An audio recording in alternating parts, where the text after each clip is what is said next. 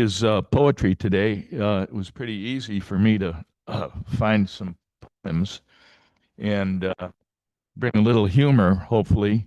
I'm not sure the nature of what we're going to hear, but you all know my bent on poetry. I like it when it rhymes and has a little rhythm, so I found a couple along those lines to open up with, and they all relate to the strangeness of English language and how confusing it can be. This is one for people who are vegetarians and really into food. Listen to all the vegetables in this, and it's pretty bad. Do you carrot all for me? My heart beats for you. With your turnip nose and your radish face, you are a peach. If we cantaloupe, let us marry. Weed, that's not a vegetable, but you see it in your gardens. Weed make a swell pair. Don't worry, it gets better. Once there was an elephant who tried to use the telephone. No, no, I mean an elephant who tried to use the telephone. Dear me, I'm not certain quite that even now I got it right. However it was, he got his trunk telephone. The more he tried to get it, the louder buzzed the telephone. I fear I'd better drop this song of elephant and telephone. This goes to the meaning of various, they can confuse us. Have you ever seen a river bed or a single hair on a hammer's head? Has the foot of a mountain any toes? And is there a pair of garden hose? Does the needle ever wink its eye? Why doesn't the wing building fly? Can you tickle the ribs of a parasol or open the trunk of a tree at all? Like this? I'm right in it. Oh, it's I can speak up. I've never had a problem with that. Does the needle ever wink its eye? Why doesn't the wing of a building fly?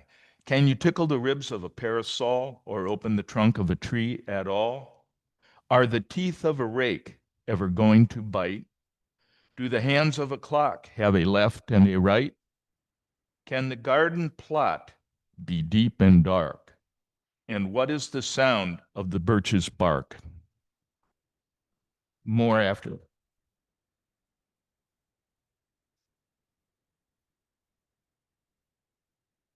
Thank you, Jay. And now Maura will introduce our speakers for today.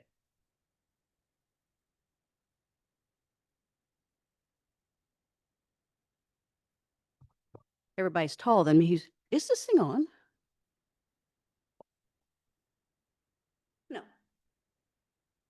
Okay. Yeah. The mic is on, the Zoom mic is on. We are all good. So Hugh wanted me to actually read one of my poems as a start, and I didn't find any current poems that I wanted to read. So I remembered a small limerick from a very long time ago, long enough ago that my name was Hogan, and long enough ago that I'm not sure when I wrote it. When Maura Hogan was 2, her family went to the zoo. But while they were there, a llama spit in her hair. Now to drometaries, she says, ew. So with that, we'll actually introduce some of the real poets. We're going to start with Mauro Dowdle, and I'm pronouncing it right? Mauro Dowdle is the author of the chapbook Hardly from Bottle Cap Press. That was 2024, so pretty recently. And his work forthcoming from the New York Quarterly, Rattle, One Art, and Southeast Review. They have been nominated for the Pushcart and Best of the Net, and were a finalist for the 2024 Red Wheelbarrow Poetry Prize. And if you check that out, they actually even show not only the people who got it, but the people who were finalists. So that was really cool.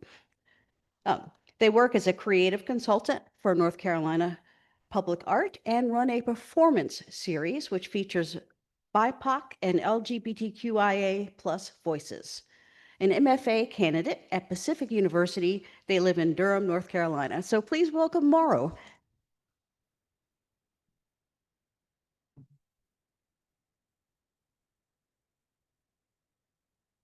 Thank you all so much for having me today. This is such a delight, and I apologize in advance that I can't stay. My two youngsters have end of the year school events, and I promise them they'll be heartbroken if we don't go. So I'd rather be here, but that's okay.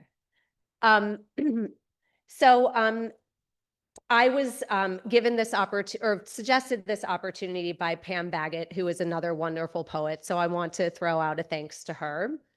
And again, thank you all for being here, and I hope you enjoy my work. I always like to start out with a couple of poems about my kids because they are kind of my special happy place. So, my son is sad that he'll never see dinosaurs. In the volume with the slate gray cover, title gold embossed, we turn glossy pages of photographed remnants. Iguanodon claw, Archaeopteryx wing, 10-pointed frill of Styracosaurus. My son won't admit that things can't last forever. He's pleased that terrible lizards still live on through flitting cardinals and jays, but it's not the same. He wants to stay little forever. I'm glad he's having a good childhood. At his age, I couldn't wait to get out of my body. Soon I begged heaven to let me go through Tanner stages I read in Dr. Spock while vacuuming my mother's books in summer. I smoothed the shelves with lemon oil, dreamed of swelling into new dominion, blood to nourish soil, pubic hair like creeping time, harbinger of spring, my departure from the Pleistocene and all that ice. My son's delightful in brown pajamas, printed with dinosaurs in orange and red. Stegosaurus, Ankylosaurus, herbivores armed against predators' jaws. I'm almost sorry for my child that he'll change. If we're lucky, someday he'll be a fossil. Bones chipped from sandstone layers. He'll be a specimen in a museum, an exhibit about ancient humans who survived climate change, ushered in a greener era. A boy will visit with his mother. When she reads aloud my son's description, the boy will wish he really could have seen him. Ekphrastic, and I'm sure most of you know what an ekphrastic is. It's a piece of art that is in response to another piece of art. And this is not a well-known piece of art, but it's a photograph that I wrote this poem to. So, ekphrastic, my daughter holds a broken heart. The picture taken at the Science Museum while I was away on a day-long retreat. She's in the children's room, entertained by a bevy of plastic options, including a set of plastic organs. You can dissect by simply pulling them apart. In a stab at realism, the heart is painted battleship gray, leaving color to the red and blue vessels woven across the muscle's surface. My daughter, ponytailed, dressed in her space-dyed sweater, holds up one coronary chunk in each fist. I'm shocked she doesn't think herself too old for this. And whose heart is it that's been broken? Surely not my daughter, who wears the biggest smile I've seen in weeks, as if in sheer joy at this act of dismantling, the way she smiled the first time she figured out how to remove her own diaper, daubed brown across the bedroom wall. Don't wait for me to say it's my own cœur, my cuore, my corazon, that's split like some mealy apple. What I've got inside my chest is still intact. Even since my daughter and I stood below a train trestle and she said she wasn't sure I was one of her tribe. Even when I shaved my head again and she said I sucked for not looking like other mothers. Even now that she rarely lets me hug her, that she worries for hours before the bathroom mirror. Even last night, when she brought me a cup of tea without my asking as I lay sick in bed, the saucer garnished with blueberries, salt-brushed almonds, then dumped by accident the scalding brew over my nightstand with its books of poetry and magic, the cream-colored carpet, the nightstand's varnish now cloudy, the carpet clotted with a faint red stain. How lucky I am to have been given such a mess. What grace these reminders that someone loves me that much. My sister-in-law, who was really more like a sister to me, passed away from advanced stage colon cancer about a year and a half ago. She was 38 and had two very young children. So the 3 years of her illness and then her death launched a huge series of poems for me. So I'm just going to read you one that's kind of in the middle of that series. Search for meaning. 2 days after your funeral, I lose my keys for the second time in a week. This time sledding with my son in a public park. Somewhere between giddy hilltop and bottom of slope where we spin free, the carabiner around my belt loop releases what opens my house, my car. The ensuing search turns up nothing. What does it mean, I think? What am I supposed to learn here? That afternoon, I sit in your apartment while my son naps, look for a book while I wait for the locksmith's call. By your bed, I find man's search for meaning. I open into new grief as Victor and his comrades march Nazi camp lines, weather typhus and beatings, gas chamber ever in sight. I look at the passages you underlined, but find no inroad into why, even at the end, you wouldn't say goodbye, how someone can leave this world refusing to leave it. Twilight violets the snow outside. My phone lies quiet. It's clear I won't be going home tonight.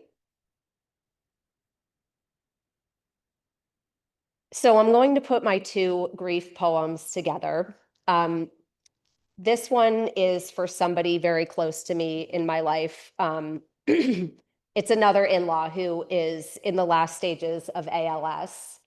So this is, yeah, we've had a bit of a time this year. We have more times coming too, but that's okay. You know, it's the world, it's life. Honestly, it's also the world we live in. You know, the doctors who are taking care of my relative for ALS strongly believe that it could be related to chronic exposure to pollutants as a forester and agriculture worker. So we live in a really, really, toxic world. Toxic in some ways, amazing in so many others. Confidence. An earthquake hits his nervous system, tectonic plates in full break. He's not particularly bothered. I've lived a good life, he says. Veteran, father, foreman at a small business. Now retired, he lives beside a lake, sits on the deck to watch herons bathe, cormorants take sputtered flight, wings tapping ellipses. This is where I'll die, he says. It's certainty, not speculation. Not for him, the doctor's predictions, weakness, wheelchair, food through a tube.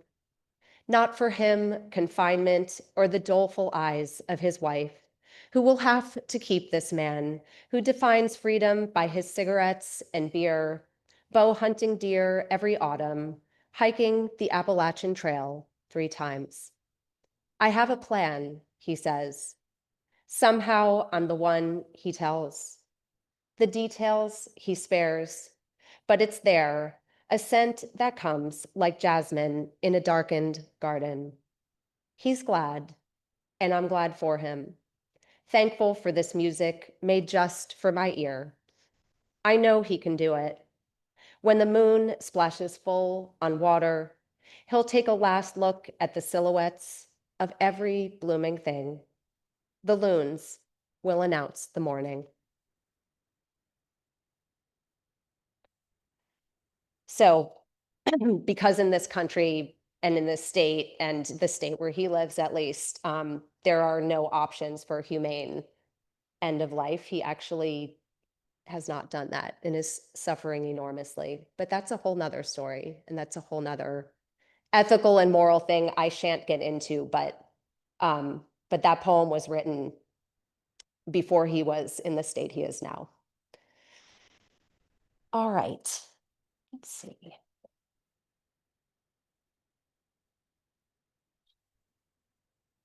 All right. The season in which I was bitten. Hundreds of mosquitoes pillaged histaminergic. The itch unhinged me. Sometimes I'm afraid to be attacked again, yet here I am in the same patch of woods. I lean between trees and squirrels bicker, spiderwebs dismantle, sun plucked. And here it comes, this one mosquito. And I see now how it flies. It dances. Not hawks drift and strike, not sparrows flit to another limb. No, the mosquito bobs and sways, lets swing the little string of its body. I could say it's scanning my blood's secret beat, or that it loves life like anything else and is teaching me to be better consumed. Leaves tap my shoulder. One's a palette, green, smeared yellow, then brown. Spectrum of a change incomplete, nothing ever truly finished. The leaves could bury me if I let them. They tell me death is just life, suggesting it's time to become something else. All right, I've got a couple more for you. All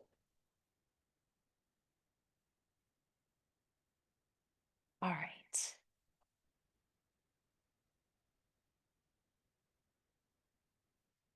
What we feed. It's not that I think women should be in the kitchen. Hell no.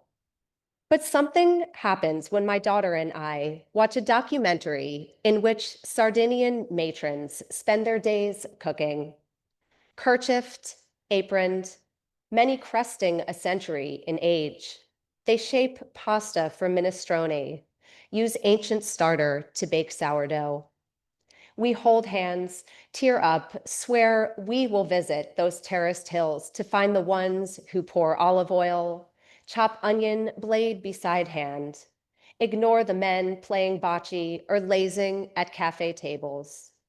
We will learn their alchemy, summon what calls them to spend hours making what will be devoured in minutes. My mother, always on simmer, boiled away like beans that would not soften, but in the kitchen she would settle. The clink of lid on pot, marinara fragrance meant I could breathe, hear nothing of her but jazz albums, her hum and whistle. Maybe a random, God damn it, but the rage went on vacation. And a week after my latest breakdown, I mix cornstarch and cocoa for chocolate cream. It is Sunday afternoon. I am alone, measured only by cup and spoon, the gravity of what they carry. Outside, the sky is the stabilizing sort of blue that comes when winter stumbles into spring. Vinyl spins softly. I stir as the recipe suggests. Continuous, overheat. Wait for it to thicken. Somewhere else, the children rest. No wonder hearth contains heart. I am in the heart of the house. I am its heart, its beat. It has so little to do with what we cook, but what we feed. And that is an excellent documentary, by the way. It's about the blue zones. I'm sure most of you know about that. These places in the world where people live a remarkably long time because of their just really amazing ways of life. It's very, very beautiful. All right, and here is my last one. And thank you all so much again for having me today. And I hope, I've given you a little something this Sunday. And yeah, thank you for this organization. It's just wonderful that you all exist. I resonate with your ethos, and I just love that you also have a day for poetry too. Because of the ancestor, you can never be alone. Back then, I was utile and naked. I looked the same as anyone. Upright stance, ungraceful lumber, a face through matted black hair, a body home to lice and fleas, as well as children. I was there before the burden of gender, erotic scrutiny, the hiding of genitals before names, human, the first label, separation, denial of relation, fur hoisted over scale and feather, strut better than fly and slither, before the breaking by pigment. I was there before the righteous, before art was pretentious, poetry and exercise in self-indulgence, before fallacies of faith, the Christo-fascist complex, traps of allegory and original sin, before Eve, the first female, derivative, inveigler, outcast. I was not descended from that. Not a fig-leafed hepat, transplant from one myth to another. You found me far from any garden, outside a desert village, crushed skull dug from limestone with my child's jaw. Look at my thick brow ridge, elongated cranium, big teeth. You can never be alone because I run beneath you. I was there before the mind turned vicious, vicissitudes of worthlessness, oppression, and war. I was there before time was called Anthropocene, when time was only moon and sun. Thank you.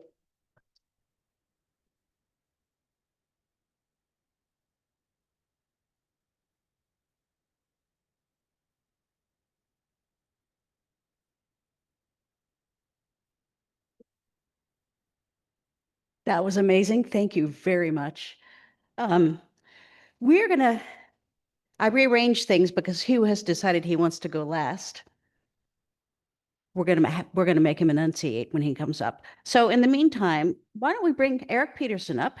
But I'll talk about him first. Good things. Eric Peterson is a retired English professor who is a published poet and author of a textbook challenging composition.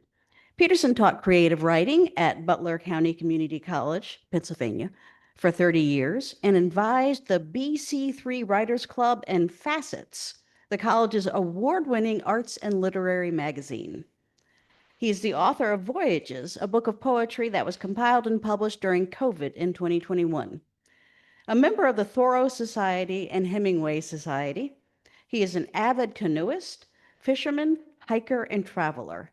Peterson lives on a lake near Hillsborough, North Carolina, and is a proud and dedicated father and grandfather.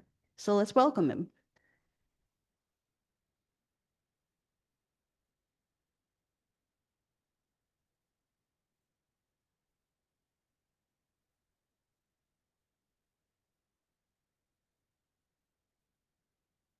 I don't know quite where the best spot for this microphone is. It seemed a little loud for me. Can you hear me all right? You want it louder? Okay. You asked for it. So this is my book with a picture of what looks like a man on, but isn't. It's rock and lichen in Norway. And I knew I was going to use it for something. So it ended up as a good cover.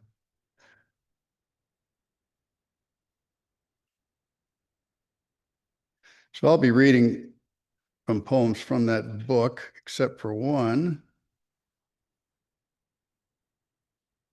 that I think's a lot of fun. I opened with that and people didn't know what to make of it.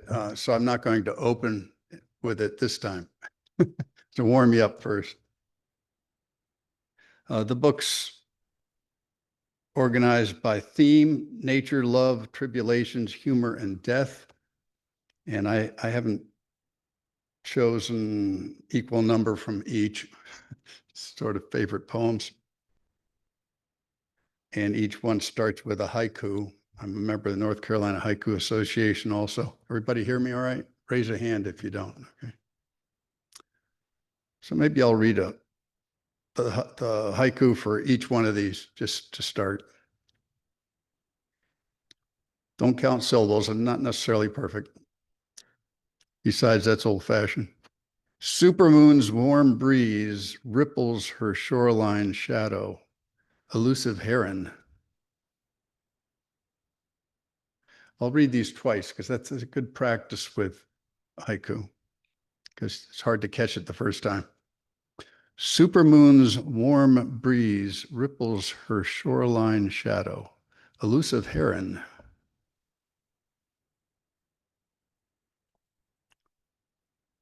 So this is from Love. Late day sunlight beams through now silent wedding hall, vows never to return. Where's our buddy there? You'd like that one, right? Late day sunlight beams through now silent wedding hall, vows never to return. Too cute. Maybe I was accused of that a lot in college by my professors, but screw them. It's just, marked pages. This isn't a haiku, but it's close. I'll read it. And it's not one of the major ones there. Old blood. You'll think about this maybe next New Year's Eve. It's so tacky when they do that, right? Revelers raise heads, watch Times Square ball fall. Infidels lower heads to swords of ISIS. Old blood, New Year. Revelers raise heads, watch Times Square ball fall. Infidels lower heads to swords of ISIS. Old blood, New Year. That one will stay topical for a long time. Humor, great blue heron eyes, fish swimming under ice. Morning cold breakfast. That's MOURNING.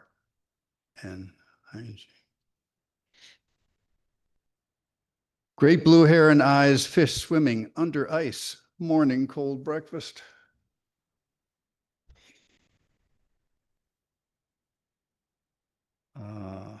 The one you all been waiting for, death, right?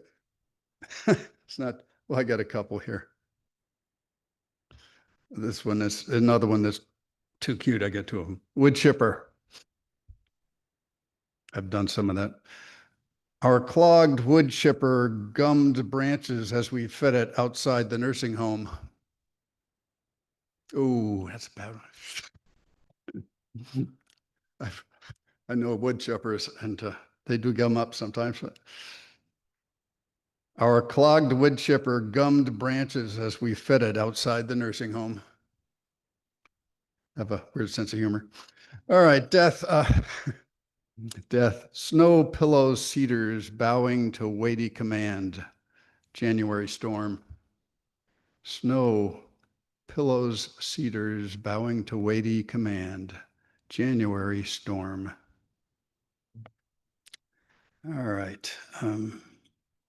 I'll start off with squash blossom necklace. I don't know if you know what they look like. It's Navajo or that area. So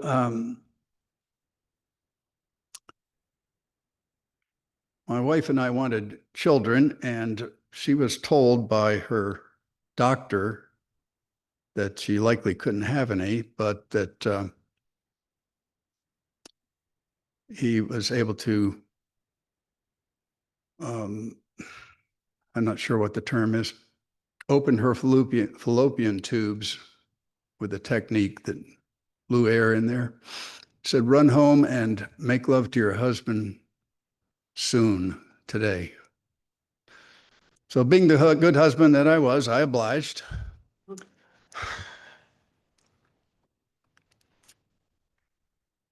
So I gave her a squash blossom necklace, which is a symbol of fertility, and she wore it that day. The doctor blew dyes into you to open the maze, but it was that Navajo necklace, the squash blossom silver flared funnels that summoned my seed.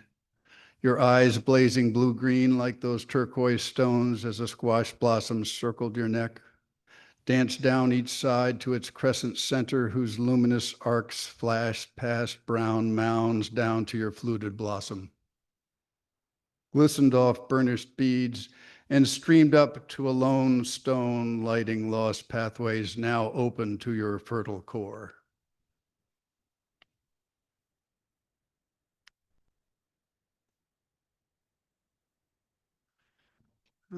Let's see here.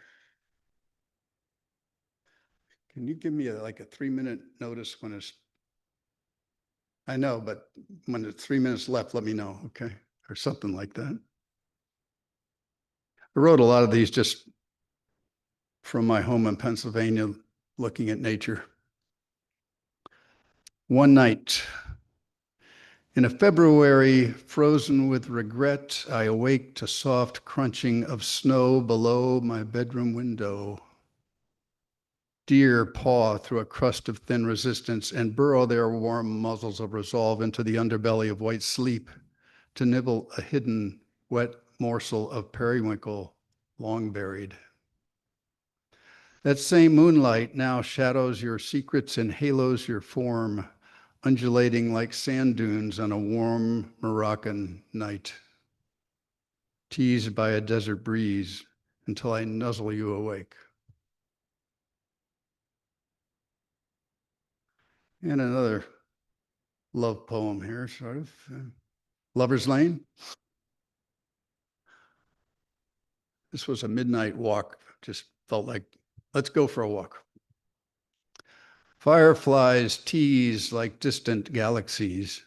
Sleepy hollow trees blacken against moonlit meadow fog, staring at us like mimes. Willowy mists ghost along the river's easy bend. Springs burble dark banks, frogs bass bravado and punctuated stereo. Waterfall tins flat rocks and birds' high cries symphonize the wet night. We kiss on the wide bridge open to the light above and the flow below. While in their darkened rooms, moonstruck teens stare into blue screens looking for connections. They're looking in the wrong place.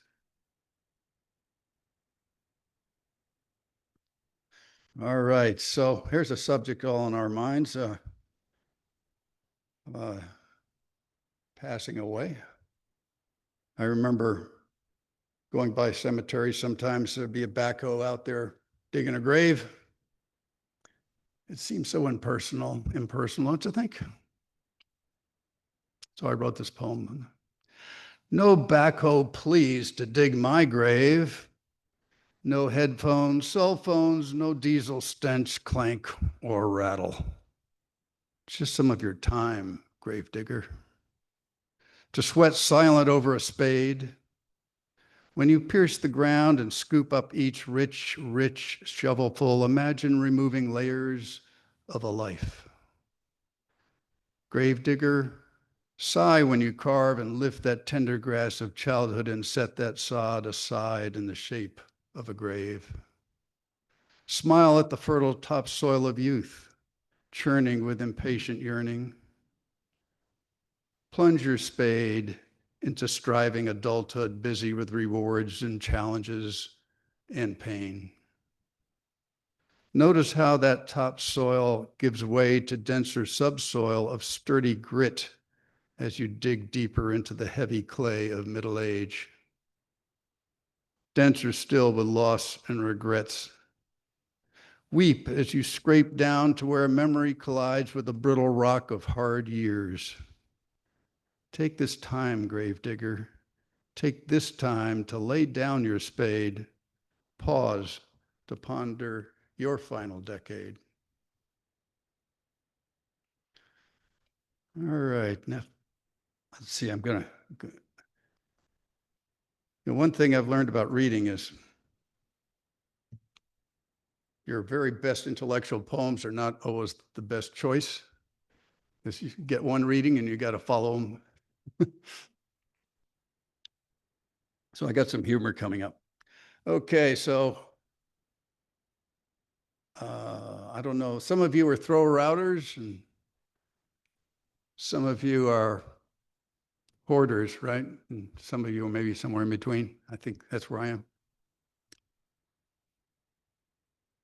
My father was a thrower outer and my mother was a hoarder. It's not so good.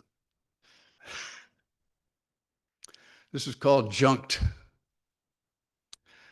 And it's not a stream of consciousness. It's pretty much all one sentence here. Dad, my memory was born in the womb of that leaky wooden rowboat with you and Shine, your Mohawk guide. While you trolled the St. Lawrence for black bass and northern pike in the 1940s with your head and casting reel, black line, thick as horsehair, threaded through your old steel fishing rod guides, a red and white daredevil throbbing in deep water, dusky as the legends of the voyageurs. The Evinrude two-stroke droning out the plaintive calls of lonely loons, smoking out the moon, as you and Shine, the toughest Indian on the reservation, passed a flask of hooch between you, burning tips of camels, reddening gargoyle faces in thick night, recalling the time you walked into trouble at a reservation bar, the only white man in the room, when one Indian at a smoldering table snarled, "White man, no drink here."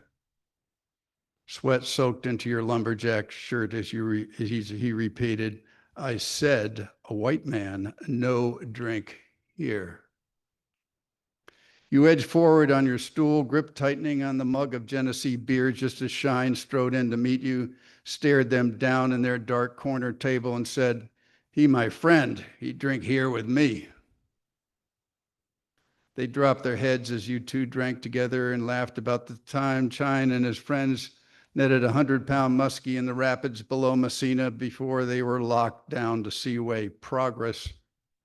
After I was born and reborn in those stories for 30 years, until one day I returned home, stumbled up the cellar stairs asking, and you told me that you had thrown the old steel rod and reel out on the curb yesterday and left it for the garbage man.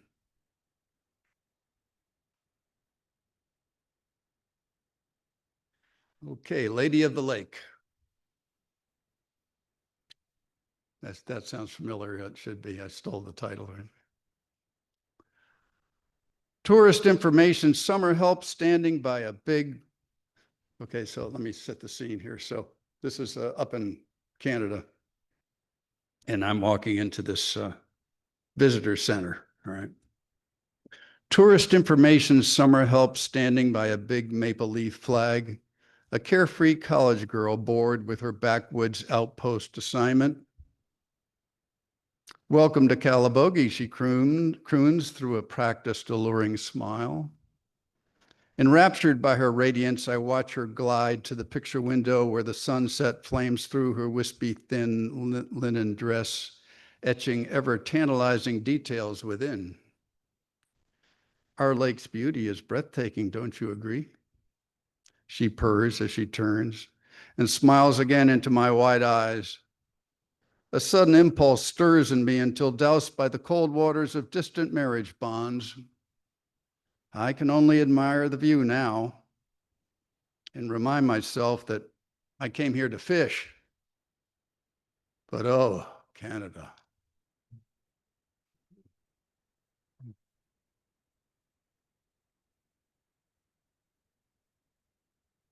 All right, let's see. Then these are popular. These are not great poems, but they're fun. Okay. So I wrote, I had a partner for many years with cats. Actually, well, never mind. So she never liked this poem a lot. But most cat owners have to admit it's pretty accurate. Okay. I want to be a house cat. Have you ever felt that way? Yeah, some of them have pretty good. I want to be a house cat because all I have to do is meow my one-word vocabulary and my master will come running to attend to my needs. I want to be a house cat because I can sleep 23 hours a day and my master will defend my inactivity. I want to be a house cat because I'll never have to work and my master will praise my independence. I never figured that out. I want to be a house cat because I can hiss at anyone who walks into the room and my master will console me and say, I'm having a bad day. Poor cat. Told you like this. I want to be a house cat because I love to eat stinky food and my master will bend down to serve it to me. I want to be a house cat because I get to poop in the house and my master will gladly clean up after me. I want to be a house cat because I can commit crimes with impunity and my master will say I can't be disciplined. I want to be a house cat because I can lie on master's lap and be stroked for hours and my master will tell her husband that she's not in the mood.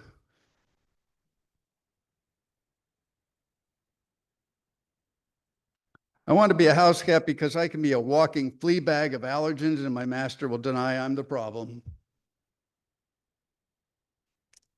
Some of you have allergies too, huh? I want to be a house cat because I can lick my butt in front of company and my master will praise my grooming habits.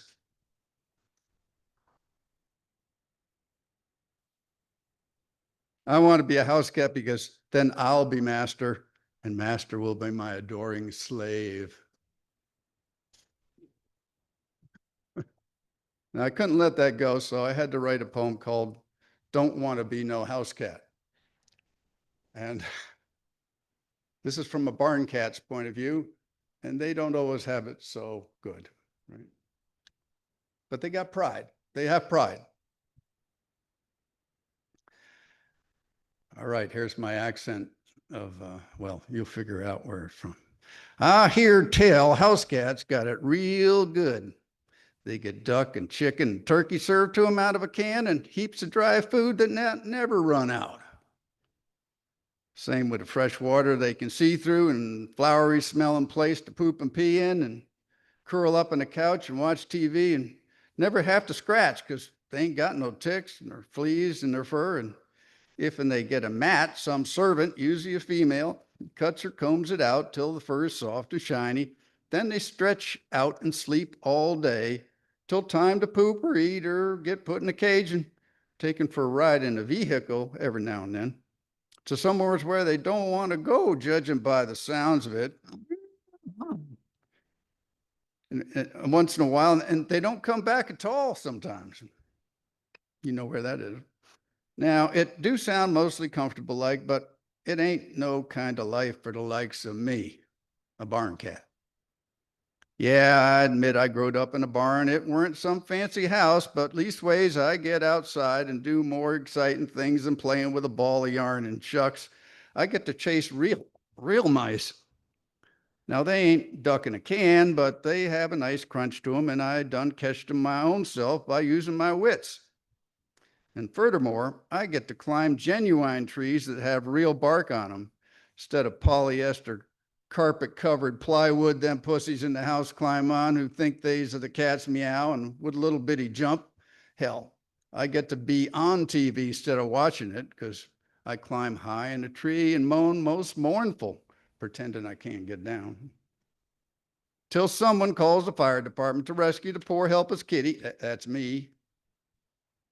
And everybody feels like heroes, except the taxpayers who pay to rescue an expensive, worthless barn cat.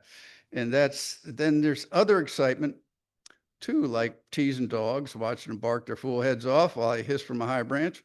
And when I tire of that game, I can sneak up and make a kill and really contribute to the songbird population decline. Instead of pawing at a feather tied in the end of a string. And after I chase a chippy for fun, I can take a dump wherever I choose. I think outside the box. Maybe find some sand and nice patio and cover up the crime and strut back home to the barn where I work for a living, unlike them privileged elite house cats who deserve no respect. Yeah, there are advantages to not being a lowly house cat. Like being an actor, a celebrity, adventurer, hunter, troublemaker, and then there's the tomcatting. Meow. 3 minutes, okay. I was going to do more nature poems, but here you go. You have to bear with me because there's a lot of French in here, and although I passed the test for my master's, I remember about 3 words. Who likes cheese out there? All right, well, I think you'll like this poem. This is by Donald Hall. It's called Oh Cheese. It's an ode to cheese.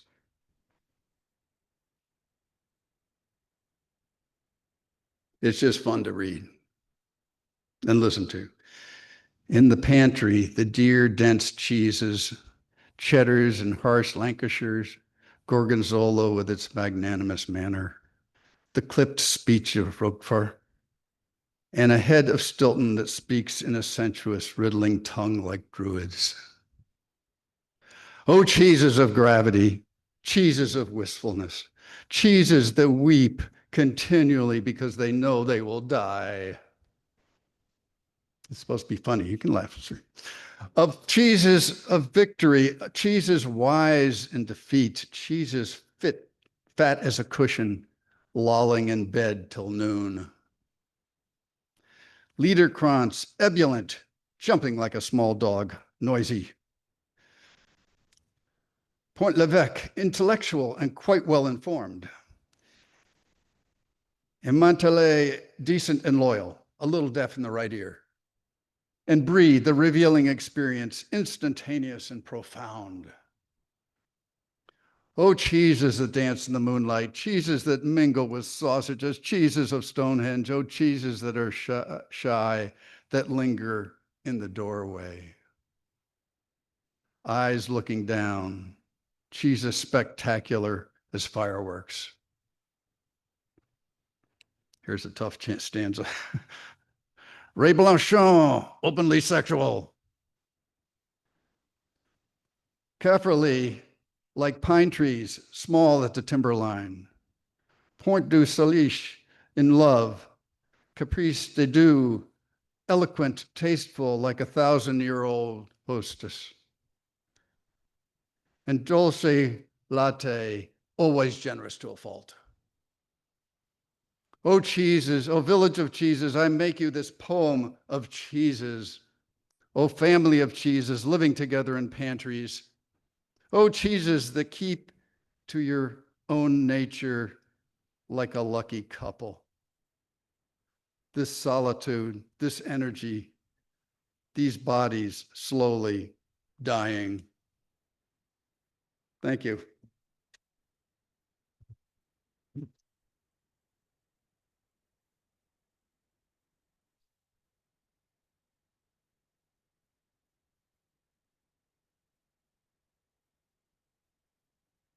I have to say, I'm really glad that Gretchen's done refreshments because that last one made me a little bit hungry.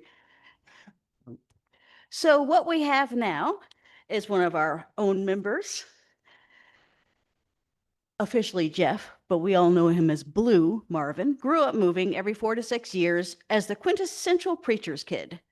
Blue's father was also a poet, but their styles differed so much that his father once asked him, I wonder what a psychiatrist would say about your poems. Blue started writing poetry as a grade schooler, but it became a compulsion in college. Studying under his mentor, Peter Meinke at Eckerd College, Peter's influence is easily seen by the vivid imagery and the truthful diction of Blue's poems. The subjects of many of his poems are society, nature, relationships, and the arts, all of which usually have a hint of humor. Blue's poetry has been published in the Fort Lauderdale Sun Sentinel, The Tethered Muse, and The Dreaming Tree. Please welcome Blue up to the stand here.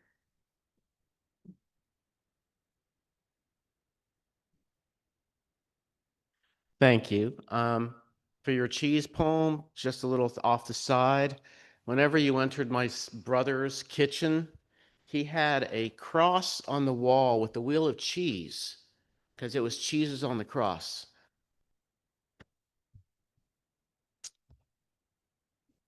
So he was as irreverent as I was. All right. So yeah, I started reading or writing poetry in elementary school, and this is one I wrote in 3rd grade. I still have it. So this is called The Ocean.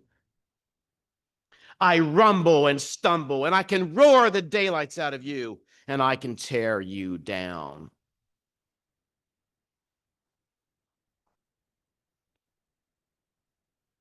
Years later, the ocean too. The ocean is beautiful when the wind is turbulent. Water darker green because storm clouds close out light, and algae is seen in its funeral dress. Waves fast and foaming, Mozart smiles as the ocean plays his serenade for winds. The ocean is beautiful when it's ugly. It offers riptides and Portuguese men of war when the wind is out of the east. Death greets the solemn swimmer, a French-Canadian tourist who has only 1 week left to enjoy the beautiful ocean. The ocean is beautiful when it talks with the voice of death, with your voice. The ocean doesn't speak to frighten, but to draw me closer to its ugly beauty, to deepen my love, to equal its depths. The ocean is beautiful when it talks to me of you. And we all had the cold snap last week, so this kind of was the reason I decided this one's called. It's called Winter's Kiss. Spring, still kissed by winter's cool, whispered breath. Cars race home with windows still up, dogs' fur full and ears attentive to kettles whistle. Hands and stomach warmed with hot chocolate and childhood memory printed on white Christmas coffee mug. Turning to you, eyes wet with thoughts still fresh after 2.5 years, suicide scars raised on virginal white skin, desperate for summer's tan.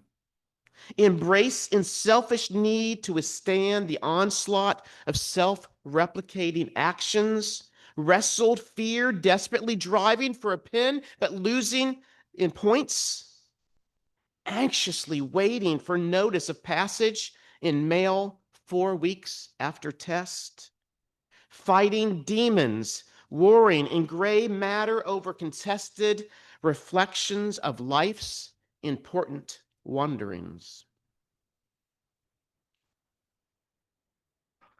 And I did my graduate studies in DC, so I got a lot of poems. This is called DC Holidays. Easter morning communion in DC. Needle breaks skin. Warm heroin pours into vein. The syringe is passed. Spoon heated once again. Communion of souls die together in Washington. 4th of July in DC. Oh, say, can you see the crack dealers of Southeast, the AIDS victims of Capitol Hill, giving blood to stay alive? Can you see the dead cop outside a Georgetown jewelry store, the hookers of 14th Street dying every night for $50? Oh, say, can you see old Willie and Miss Bell sleeping on gratings in January and a DuPont park bench today?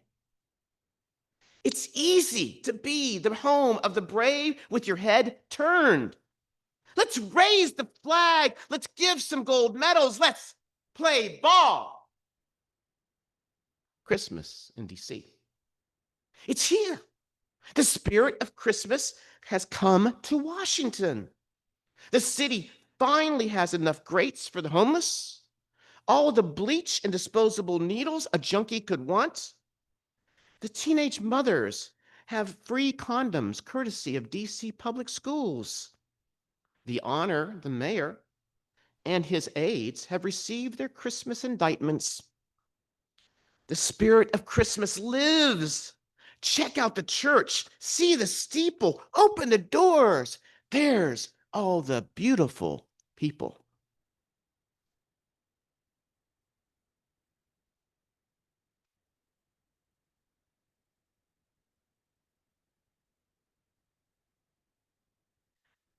So my ex-wife and I, we got married on the Navajo reservation, and this is kind of a poem about the ceremony and what happened after. Wedding to marriage. Full of a new faith and new relation. We say a vow, now meaningless except for the spirit of the ceremony. Recite poems fulfilling request and expressing love barely comes close to the reality. Surrounded by friends no longer part of our lives. But words and songs and beats of an Apache water drum hold profound resonance. Unknown grandfather, drawn to walk miles in the course of half a day, to sit in honored position on the floor of Prayer Hogan and recite Navajo Christian prayer. Sage wreaths given away to thank those meaningful to our hearts and hold them out so they would not be forgotten on a day meant to be about us, and still not forgotten, but separated from us. Lebanese chicken dinner, cooked and served humbly by those once great and forced to suffer and flee from horrors of celebrated homeland. We wept over and felt blessed. Trunk full of wedding gifts, not asked for, but given to extend symbol of love and importance in their lives. Travel down highway, once again connected to our home. Spot a falling star and one small firework.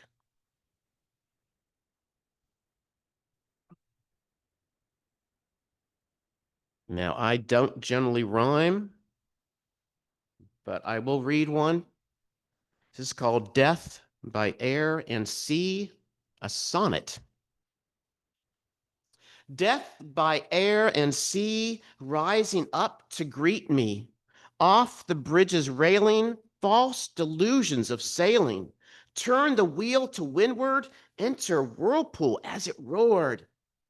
Death by sky and water, images of a daughter, swim, sing, and dance.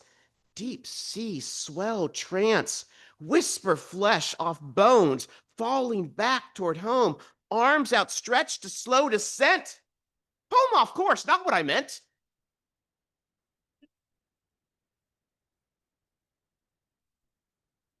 I don't know if anybody has tried to write something and by the time you're finished, it had nothing to do with what you wanted to. All right, for Pablo Neruda, one of the great poet. And it has a lot of his allusions within the poem. So if you know his work, you might enjoy this a little bit better, but if not, enjoy anyway. It is time to rake loose leaf pages falling from autumn sky. Yellowing white turns to brown, then to ash. Smoke soaked air choking off careful alliteration. It is the season of personification, or so it told me. A flock of metaphors fly south in search of warm oceanic eyes. Cooler winds ushering in October prose, heavy cloud-laden illusions of sorrowful night rain. It so happens, Pablo, I'm tired of being a poet. And so I leave you this haiku of laziness for you to finish.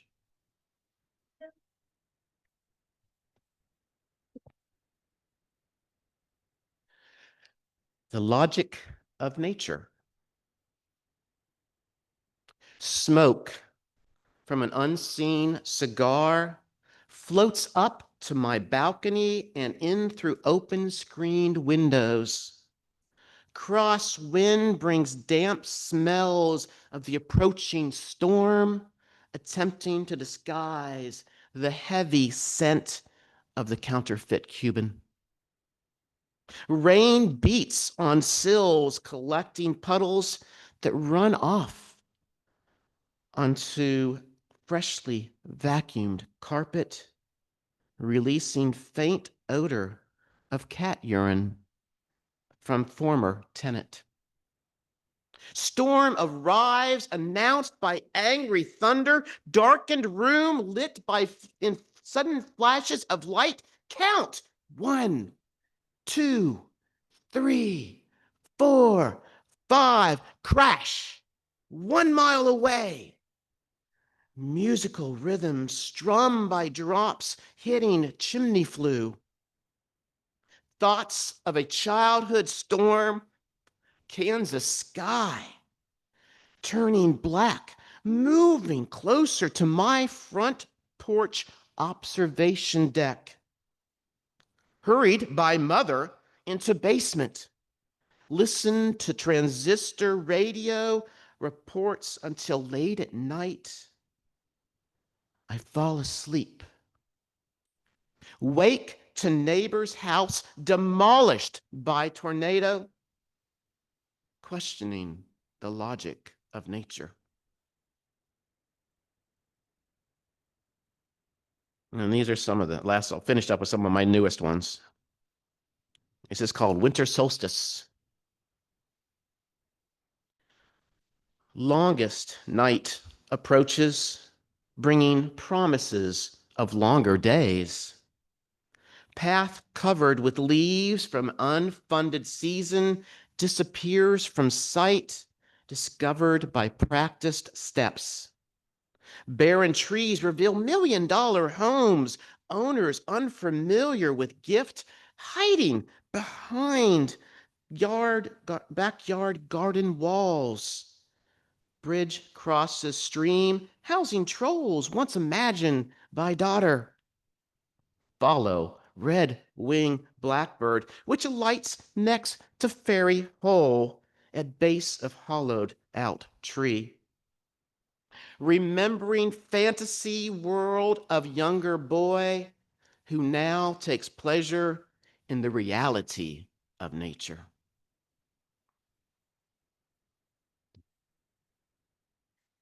And this is kind of an exercise I think some poets do. It's called Color Sonnet. So there's, again, lots of colors within the sonnet. Sadness sits in a red patio chair, listening to birdsong. White clouds move as sand from retreating waves. Yellow sun sinks behind budding new treetops. Pale blue, cool pale blue evening, reaching across decades of sorrow. Decking speaks in foreign tongues, never learned. Secrets between wife and Spanish waiters twinkle in brown Jewish eyes of years spent in Mexico. Grandma's turkey vultures circle in ever closing spiral. Black void gives way to frog and cricket vocalizations. Above ground pool collecting mossy green algae, sprinkle sage and tobacco around medicine wheel, found boulders placed in reverence to a star-lit universe. Collecting weatherproof faded turquoise cushions, retreat to candle and incense-filled apartment.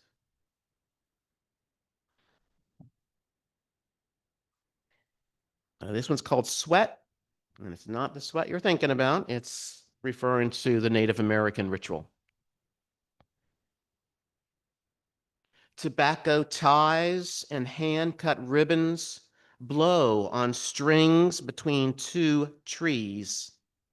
Ash fragments from forgotten sacred fire, willow branch remnants, dome of night sky. Natural depression in nature's womb, covered by cedar chips, once remembered embers. Wishes carried on smoke from bloodstone bowls, circle left, return to wooded path. And the last poem here, it's one that I've read once before, but there wasn't a lot of people here when I read it. So I'm going to read it again, and it was a request by Claire.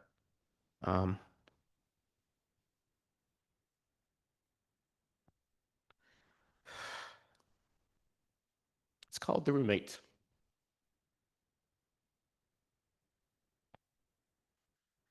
The cancer is a quiet roommate, moving in, not wanting to sign the lease. Soon he takes over another shelf in the fridge, then another. The freezer is his.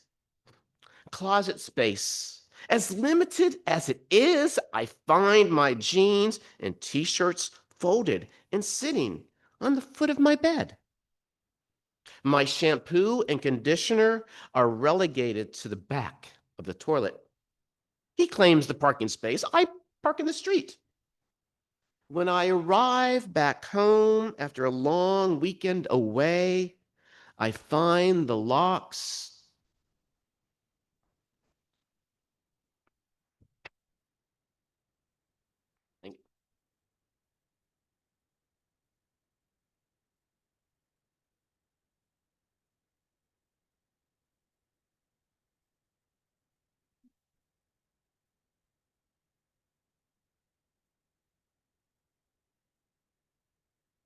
That's part of why I didn't want Hugh to have to go last. Because Blue may not be like his dad, but if his dad is any kind of preacher, he's like Blue. So we're going to have Blue read at least a few things, I hope. Not Blue, Hugh.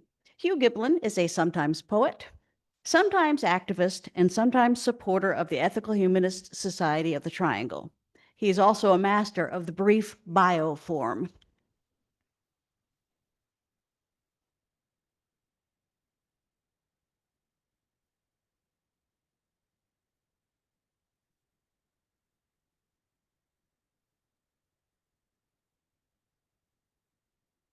There's only water in there.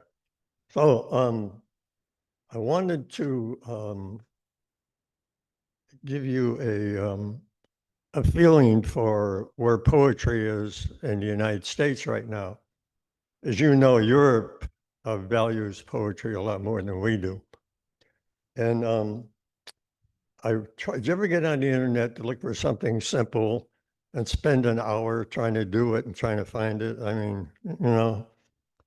So I wanted to find out something simple, something like how many people in the United States go to poetry readings every year.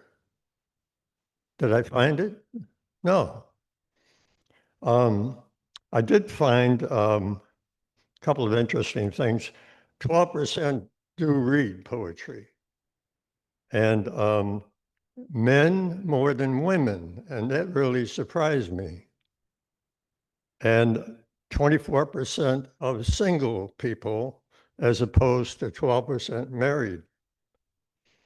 36% of people write poetry, so there are a lot of, secretive poets. And of that amount, only 27% actually perform, the braver ones. And so in Ireland, they really encourage poetry, and they have, like in the pubs, anybody can come up and read. But it's gotten to the point that there's so much bad poetry that the people are complaining about it. So I sort of think that only published poets, because they practice the craft, and they're the ones that should read. Now, I'm going to give you a referral. My favorite poet for the past 15 years, and that's a long time for me to have a favorite poet, is an Irishman by the name of Dennis O'Driscoll. He's also a critic, and he died in 2012. And I've been searching for a biography of the man because I really love him and his poetry. I can't find one, so finally I complained to the Irish Society of Poetry, and I'm hoping they'll do something about it. But anyhow, he's written a poem one of the most shortest and profound that I've ever read, and it's called Someone. And the poet's name again is Dennis O'Driscoll. That's Driscoll, and it's on YouTube. So anyhow. All right, here's mine. Ode to the City. It sleeps with one eye open, then stirs, shakes itself awake, rising slowly, the traffic finding its beat, the sidewalks filling incrementally, doors opening and closing. The sunrise, Genesis-like from Lake Michigan, lighting up the city like a gigantic movie set, setting the stage for relentless acts of love, hate, commerce, art, crime, birth, and death. A plot of infinite, intricate complexity. It moves with the relentless, compulsive activity, the expressways teeming with lemming-like cars, the trains on the L racing above and below the city, planes landing, taking off, soaring about everything, and people walking, walking, walking, walking.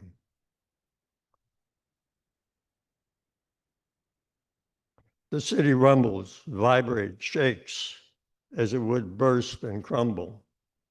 Its noise echoes everywhere, engines, horns, sirens, work. It wants its voice to be heard. People are shopping, eating, working, the music of festivals, the dirge of funerals, the merriment of marriage, the depression of divorce, the donation to a charity, a thief at work. Vice and virtue happening simultaneously. There are millions of destinations in each person's singular mind, crisscrossing each other's paths, in endless ant-like travels towards manifold goals. Money is being made and lost. Godless Ceres stands above the wheat market, the city reducing her to a symbolic statue, an aesthetic of commerce as lifeblood. LaSalle Street counts its dollars. The sidewalks shrink or collapse with chilling cold or horrific heat. the lake water warming or freezing. Citizens talk incessantly of the weather with the same time-honored cliches. The city relaxes in the evening. Cars are parked at curbs. Children play, couples kiss, electronics eat up the electric grid. The garbage goes out to the carts. Then his city pulls down its shades as the moon lights up its skyscrapers, where janitors clean the day's dirt. The streets, now lonely and quiet, as the city falls fitfully to sleep. All right, there's one some of you will identify with. Aging in place and time. I'm doing it, not voluntarily. One could say reluctantly. The body starts to play games with itself. GERD, OAP, aching back. All these one-time easy functions suddenly rebel like traitors. And they seem planned, one coming after the other. I sense a dark conspiracy. I say I can't complain, and then of course I do. I call it the indignities of aging. One wants to be viewed as graceful, the smiling, cheerful, kind oldster, facing death with dignity and courage. Bullshit. Every time I look in the mirror, I wonder, who is that old bastard and what is he doing in my house? I note a certain theme of intolerance that I never thought I would have. I always thought I was intolerant of intolerance. And my dislike seemed to be pervasive from royal family to the peasants. At least I am practicing equality. My active sex life has ended, but my fantasies remain intact. Sex, not breath, is the last to go. I made detailed plans to leave. You think I was going to Europe on vacation rather than crematoria. I'm donating my body to science.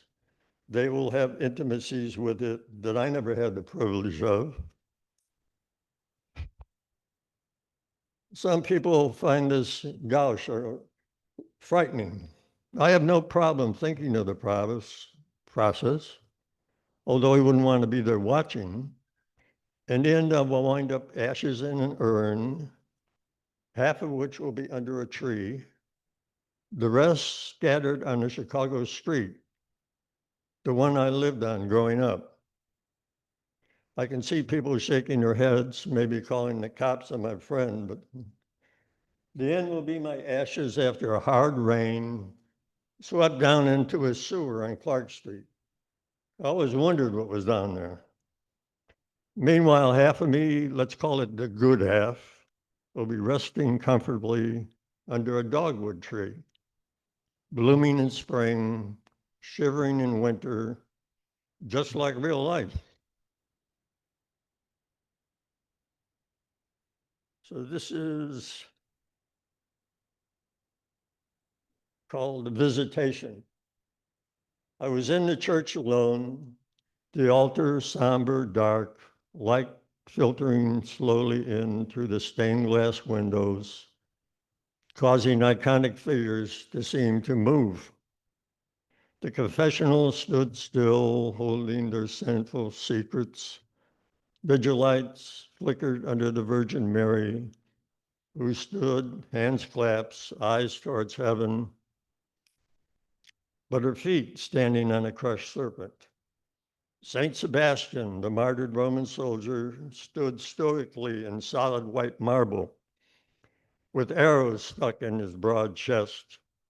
His handsome, wreath-covered head bowed in pious prayer or pain. Angels floated gracefully in the vibrant painting in the colored ceiling above the altar. The gold-covered tabernacle gleamed out from under a pure white linen cloth. Therein Jesus domiciled himself, when he wasn't being sacrificed day in, day out during Mass in his never-ending role in a drama whose plot never changed, whose audience never challenged. Little prayer books for the Mass were stationed in the pews, scripts full of dialogue for the priest and the faithful to recite during the play. I felt no saving grace. My mind and tongue no prayers. The stage held no mystique for me. I walked from the church feeling as empty as it was. Cemeteries. I like walking in cemeteries, even if I don't know anyone who is buried there. Why do I do it? Perhaps because I feel superior by virtue of being alive.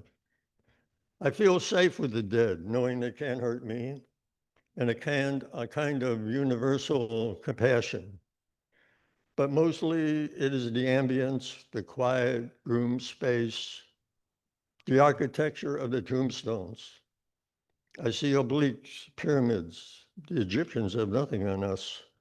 For all I know, we have mummies in them. I saw one grave marked unknown, a sad testimony to perhaps a sad life. What unknown buried this unknown? Time makes others unknown, eroding, erasing their names and dates of birth and death.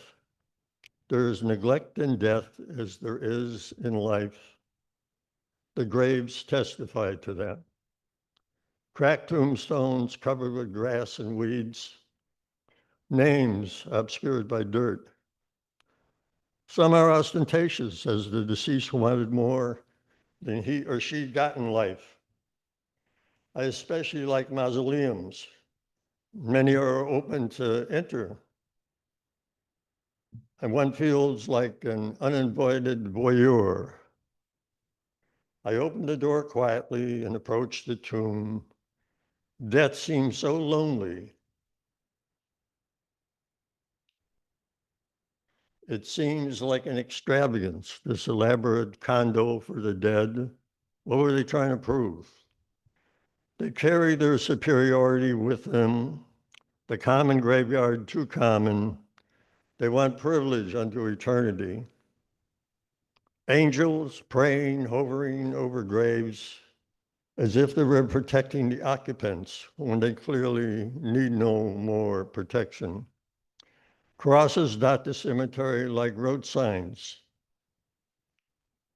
Each prayer verse on a tombstone, the dead trying to please their way into heaven. The touching children's graves, the dates so close to each other, I can feel the tears of the parents. I think there should be videos, voices from the grave, giving them the last word. There's 1 million people buried on Hart Island, no discrimination, no charge. The only requirement is to be dead. I like the old style of enclosed photos. It gave you a glimpse of the occupant, made him or her seem alive for the moment. If conscious, they would wonder at this person who perhaps rudely interrupts their eternal sleep, leaving them resentful, curious, or grateful for the visit. This is something you might not be aware of if you're ever in the mood where you want to look up old classmates to find out whether they're still living. There's a resource. The Social Security Death Index. It's a growing population of reluctant residents for this government obituary of terse one-liners giving praise, neither praise nor condemnation, just a digital gravestone. I looked up old classmates or friends and enemies I once knew, surprised when they appear, their faces young in memory, belied by their date of death. Here they are reduced to a number which identified them throughout their lives banks, credit cards, medical records. Most knew it by heart. Now there's their final entry. Their number has come up. The inevitable game of attrition, the devolution of evolution, a kind of numeric afterlife, a statistical memorial, the digital gravestone, RIP on the internet. Okay, and finally, what you've been waiting for. This is a poem, and this is the most haunting poem I've ever read in my life. And I read it here one time before. It is a true story of a young woman who took her life by suicide and left this suicide note.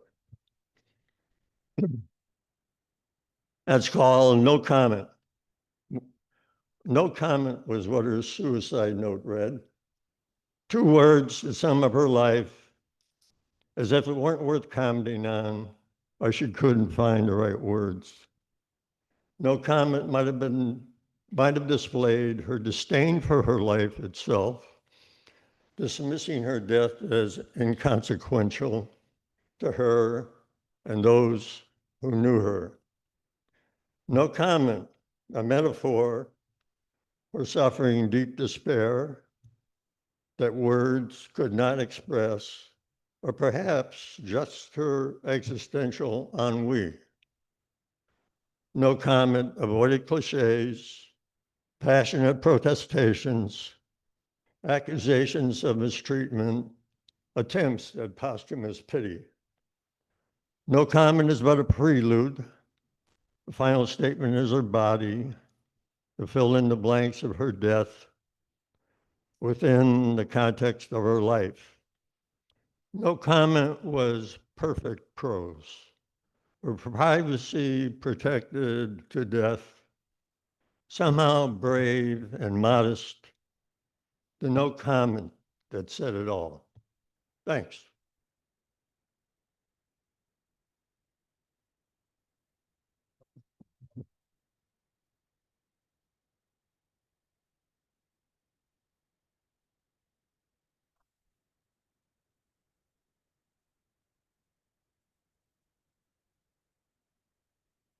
Well, thanks to all the poets. I know we all very much appreciate it. Not often.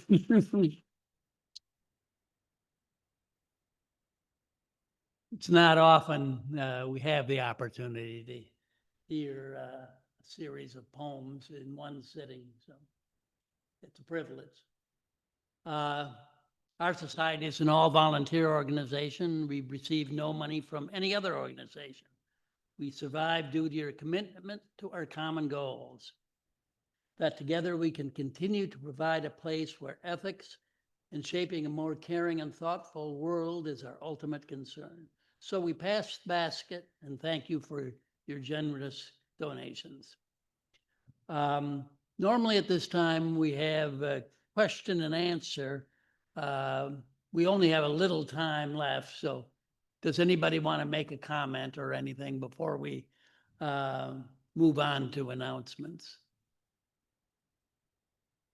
If not, it's time for announcements. And yes, Jan. We haven't formally agreed on a ethical action for June, but coming up on the 14th is No Kings protests against the spectacle that is being planned in the Washington, D.C. But I've looked it up under 5051, and there will be demonstrations in Raleigh, in, I believe in Pittsburgh, in Chapel Hill, and Durham. So I will give that information. I'll get that information for our newsletter, let people know. Actually, We are participating in something called Race Amity Day, which is next Saturday, and several of us are going to have a table, and everybody's welcome to come. There's flyers over there. I don't know if it's I guess it's not a formal ethical action, but please take a flyer. It's a kind of a full day event. It's from 1 to 7 p.m. in Pittsburgh at the Agra Center. And there'll be art, music, singing, poetry, storytelling, children's activities, and more, plus an art show. People are invited to bring, you don't have to be an artist, you don't have to be a painter, just bring a painting or a drawing that represents the theme of the day, which is One Human Family. And there's a singing group called One Human Family, and a theater group is going to put on presentations. So it's something that is generally put on by the Baha'i, like, I don't know if it's called a church, but it's kind of for everybody. It's like all religions, all, races, all ages, kind of a celebration. So that's next Saturday. Next Sunday, do not come here. We do not meet in person on the second Sunday. If you come here, we will not be here. It will be very sad. But you can join us on Zoom. Second Sundays of the month are always our all Zoom meeting. Next Sunday is actually going to be sort of a discussion type Sunday because we haven't had very many of those on the Zoom platform. So you're welcome to join. If you did sign up when you came in, then you get, as I'm sure you've been told, exactly one email a week. We don't spam your inbox, just telling you the things that are going on, like the meeting and like happy hour times, which Dorothy, so are there any? Not this coming, but the one after? Okay, so no happy hour this week officially, but we can all make them our own. Are there any other announcements? If not, we'll move on to closing words. Jay?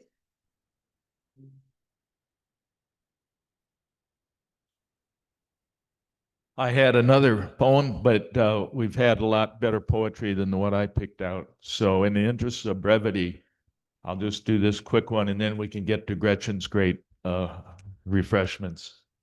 A funny young fellow named Perkins was terribly fond of small gherkins. One day after tea, he ate 93 and pickled his internal workings.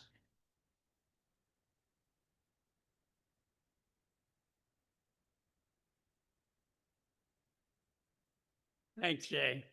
So I'd like to thank Jay for his opening and closing words.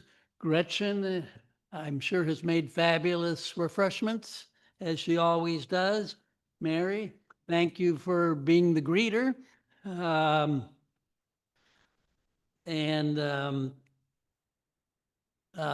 Thank Chris for being our Zoom guru. And let's see, that ends our meeting, but our fellowship continues. Please join us for our refreshments and please give a warm greeting to the person sitting next to you with a smile, a handshake, or a hug. And then please join us for refreshments.